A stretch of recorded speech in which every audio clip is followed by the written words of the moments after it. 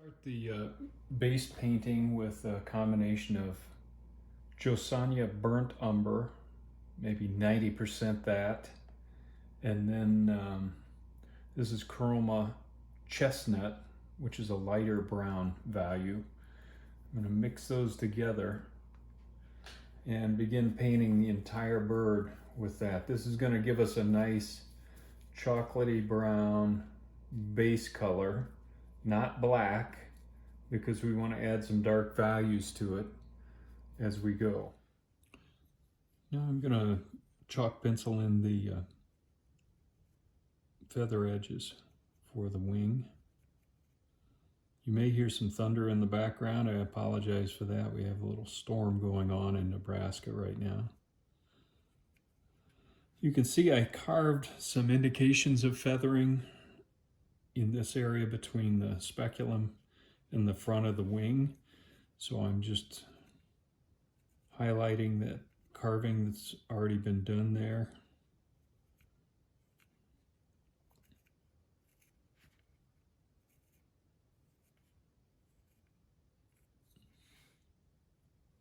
Okay, for the wings, since the feathers are smaller, I'm using this 1/8 inch chisel scrubber, going back to the chestnut.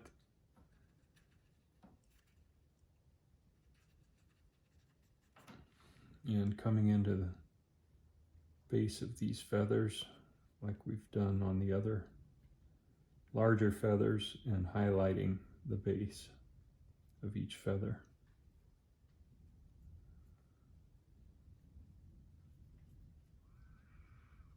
And then blending that out. I've added a touch of white to the chestnut to lighten this area. And you can experiment with that as these values change. I don't want it to be too light or bright, and you can always go back with the chestnut color and darken if you feel like it's gotten too light.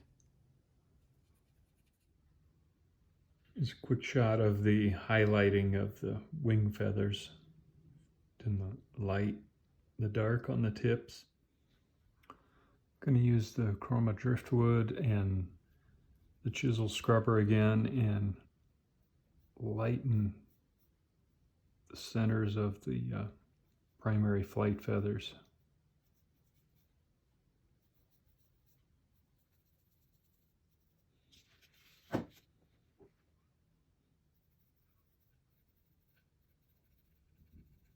Work this.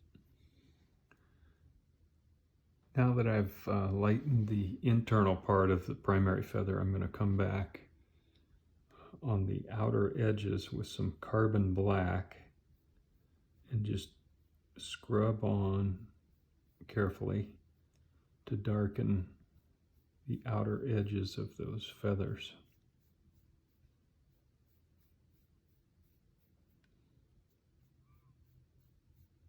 This will give us a little more contrast. While we're working with carbon black and in the wing area, I'm going to paint the speculum carbon black.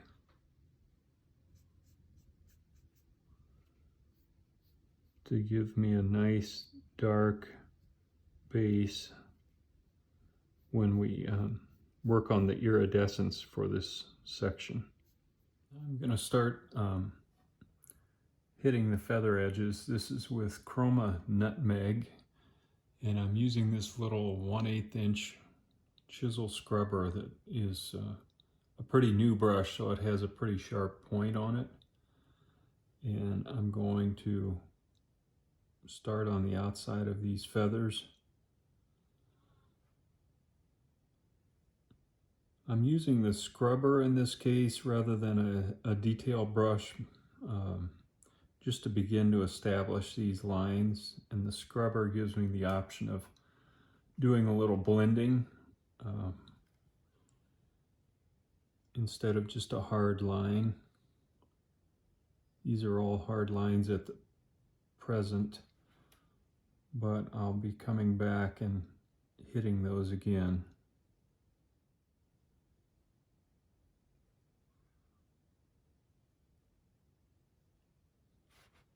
Notice I'm hitting the edges of the feather and leaving almost nothing at the end of the feather, which I think is very characteristic of a black duck.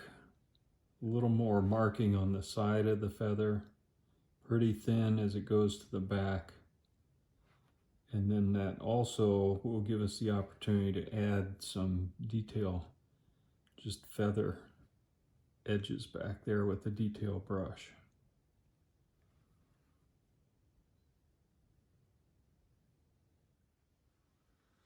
Here's a good look at the bird after spending the time to put the initial outlining on the feathering. And you can see the bird is starting to come to life. It really looks more like a black duck now. I used the same brush to outline the primaries and also the tail feathers.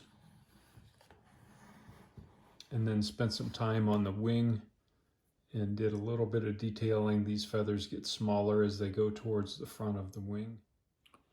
Using carbon black to scrub on the black markings on the trailing edge of these feathers just in front of the speculum area. We'll look at the iridescent speculum next. I've masked off the speculum area on both sides. Again, a good quick way is use a grocery bag and poke holes in it, and then just use the painter's tape around the edges. But those are ready, and then I'm going to be using blue interference chroma in combination with violet interference chroma and airbrush. I'm starting with the blue interference color, and then once that is dried, I'll come back with the violet and add a little purple color to the trailing edge. Hopefully you can see that. Kind of focusing on this corner and letting things blend out to the black on the other edge. And I'm going to hit the other one quickly.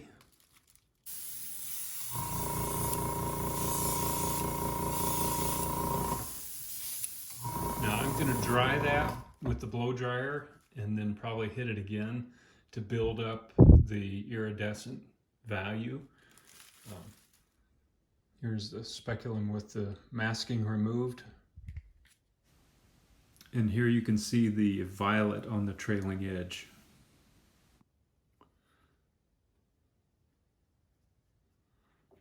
And take carbon black and a detail brush and paint in these trailing edge black markings on the speculum. Flip that around.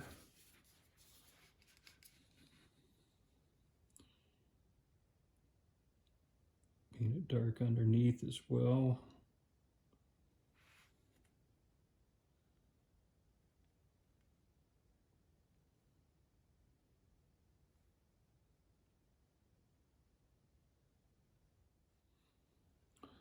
I'm taking this scrubber with a little bit of carbon black and just scrubbing that transition line between the purple and the black. I just think it softens that and makes it look a little more natural rather than a hard line between those two. Just a note too on black ducks, a lot of times you'll see people highlight the back edge of the feather, the speculum with some white, a thin area of white, and you can do that if you like. I prefer just the black, purebred black duck look. Just a quick look at the finished speculum, both sides.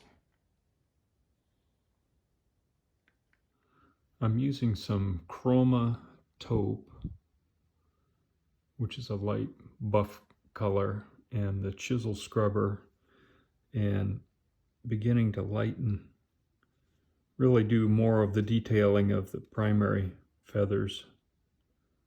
getting ready to add the feather quills and lightening this area on the top side of the feather. Also using the taupe to do a little more highlighting of the tail feather edges and blending that out so that there's more interest in the tail feathers. And add carbon black feather quills, thicker down there, and as you approach the tip of the feather, pull up so that the line gets thinner. Hey, I really enjoyed this opportunity to paint a black duck drake with you, and I hope the demonstration was helpful, and good luck on your carving and painting.